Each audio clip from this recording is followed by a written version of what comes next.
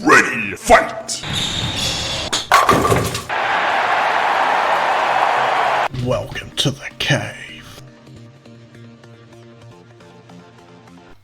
How's it going, team? Caveman from Caveman Bets here to chat about some NRL DFS, in particular on Draft Stars for tonight. Tonight we have the Knights playing the Broncos.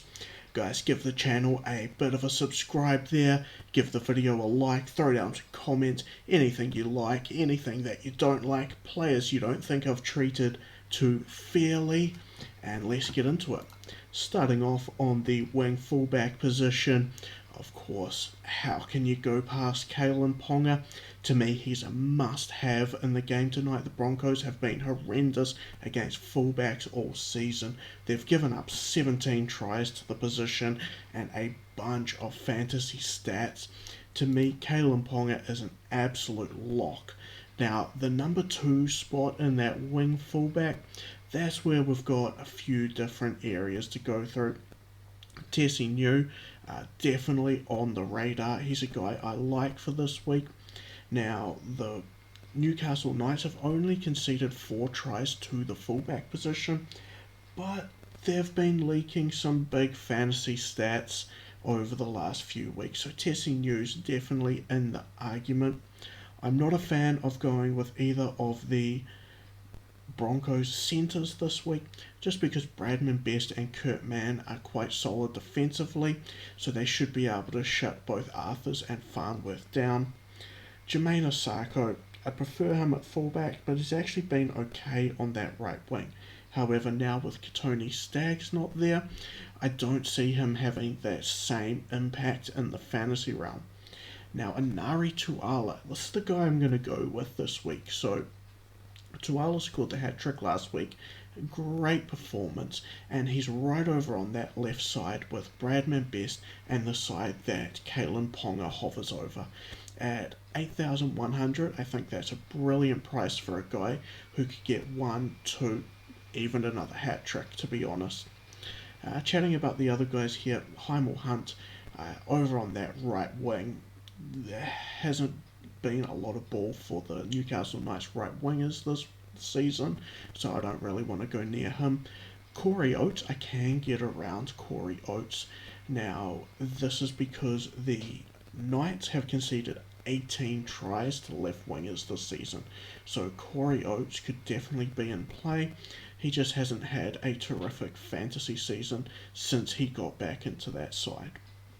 Moving on to centre, Kurt Mann is not that relevant when it comes to centre. He's a decent pickup when he's in the halves, but when he's in the centre, he plays more of a defensive style of game, and he doesn't pick up those big fantasy stats. Bradman Best, of course, to me, he's the best centre option this week, and I'm going to take Best this week. Best is absolutely brilliant, and he's got a lot of potential. He showed last week that he can really step up when he needs to, and this is the time where the Newcastle Knights need to put up or shut up. Now, other guys you could look into here, as I've said before, Arthurs and Farnworth, I don't really want to go near them this week.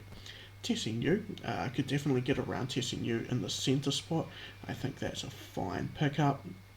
And then you've got Inari Tuala, although I would prefer spending Tuala in the wing fullback spot, just so that you can get one of these other top grade guys like Best or New into that side. Now moving into the halves, and to me the halves this week, it's a 2-horse race. It's Mitchell Pearce and it's Tyson Gamble. And now Pearce is a little bit of an unknown commodity coming back from the injury, so I would just be wary with him. But if you're going for a Newcastle Knights stack, then I could definitely get behind Mitchell Pearce. Tyson Gamble has been phenomenal over the last few weeks, and to be honest, he's actually been solid fantasy-wise all season.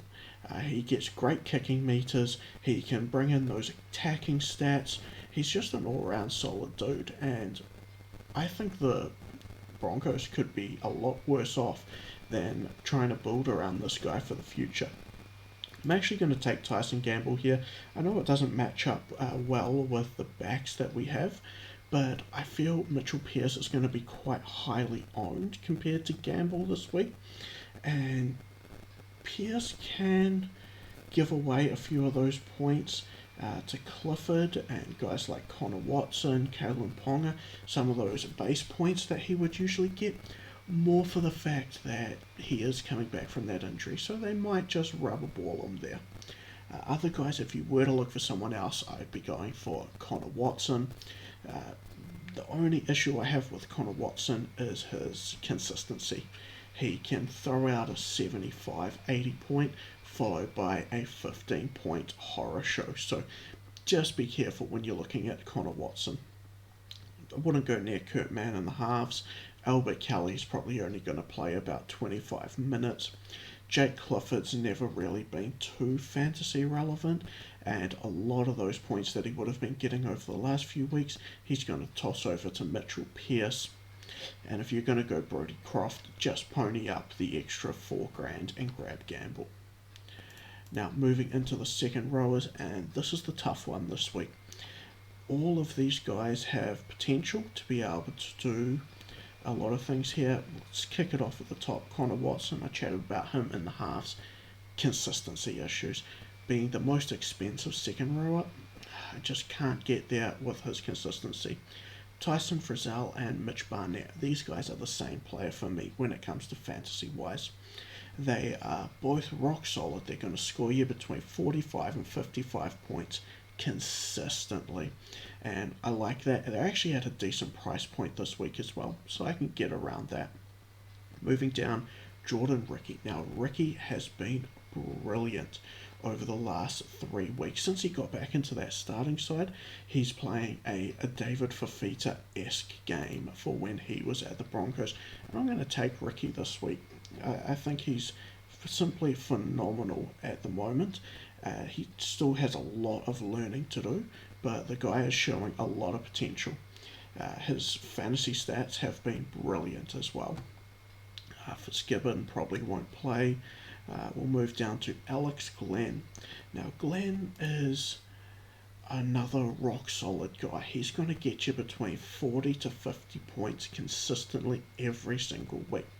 Now I'm going to pick Glenn in this one, and the reason why is, to me, Glenn is only a 5-point average guy below Frizzell or Barnett, yet you're getting him at a 3K discount. So the price there is just really nice. If he jags a try, which he is completely capable of, he could get a few more as well. Other notable guys here, Keenan Palacia. Yep, I like this guy. Like the output too. We'll see if he keeps up those big minutes. If he keeps up those big minutes, those 61 and 55 he's had in a couple of the last weeks, he could be an absolute stud. Cobre Hetherington just isn't getting the minutes at lock. I can't really get behind him. Suaso Su's a guy that I actually quite like, more for the fact of his low price point, and you're going to get a 25 to 35 point consistent performance. And I really like having one of these cheap guys in that you know is just going to get you 25 to 30 points, and it's going to be a good dollar for donuts play. Oates, I wouldn't really go near in the second row, and Brodie Jones, I don't think he's going to be able to get the minutes to be relevant. Moving into hooker, and we have 3 guys this week. To me, there's only one guy I can go with, and that's Chris Randall, more for the fact that you know he's going to be getting the minutes. You know Randall's going to be playing 60 to 70, possibly even 80 minutes, and I'm completely fine with that. Danny Levy is going to split time with Albert Kelly. Cobre Hetherington might not play 30 minutes. So to me, when they're all sitting around the same price, I'll take the guy who I'm pretty sure with is going to be taking the most minutes. Moving on to the front row, and there's a big Payne at the top. Payne Haas, you can't go past Payne Haas. Haas has been phenomenal over the last 5 to 6 weeks, and he's just going to keep on doing his thing. To me, Ponga and Haas are the first two people on your sheet. After that, build your team around how you like, but those are the guys that I think are must-haves this week. Other guys here, Daniel Saifidi, he's another consistent performer. He's going to get you between your 40 to 50 points.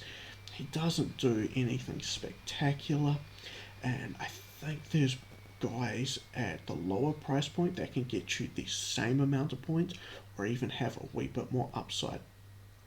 David Clemmer, not really relevant since he's moved to the bench. If he's got it back into that starting side, I would consider him, but when you're paying, 800 less, 760 less than Daniel Saifidi, you just can't get there. Jacob Saifidi, look, the guy who's actually starting over Clemmer, and you're getting him at a almost 200 discount, I would definitely be going Jacob Saifidi over Clemmer. In fact, out of those three there, I would be taking Jacob Saifidi as the guy with the biggest upside. Cheapest price helps as well. Reece Kennedy has been fantastic recently. He looks to be taking over that Matthew Lodge type role. He's got a decent offload. He can get the tackle breaks. His minutes are the only thing for me, but they have been getting a bit more consistent. He had the one there against Penrith where only 26. If he was getting up around the 45 to 50 minute mark a bit more consistently, I would absolutely love Reece Kennedy. But hey, I can't fault anyone for taking him at under $9,000. Palacia, I went over him in the second row spot. Really good guy, just the minutes are the concern. I wouldn't really want to be going near Xavier Wilson this week. Suaso Su, he's the guy that I'm actually going to go for. I think Su has a really good shot here, even to get that 30-35 points. I think that's all he needs to get, and that would be perfect. Josh King, similar to Suaso Su, I wouldn't blame you if you went that way, or even Ethan Bullimore, but I think he's too try-dependent. So there's our team. Ponga, Tuala, Best, Gamble, Ricky, Glenn, Randall, Haas, Su, $70 left over. Nice easy team to get us started, and let's hope it cash. Thank you very much for watching. This is Caveman Bets. Please subscribe to the channel. I'm going to be bringing out a heap more content. We've got betting tips, DFS, fantasy, everything all lined up, and it's all coming at you very soon. So subscribe to the channel, give the channel give the video a like, throw some comments down there, and have fun with it, guys.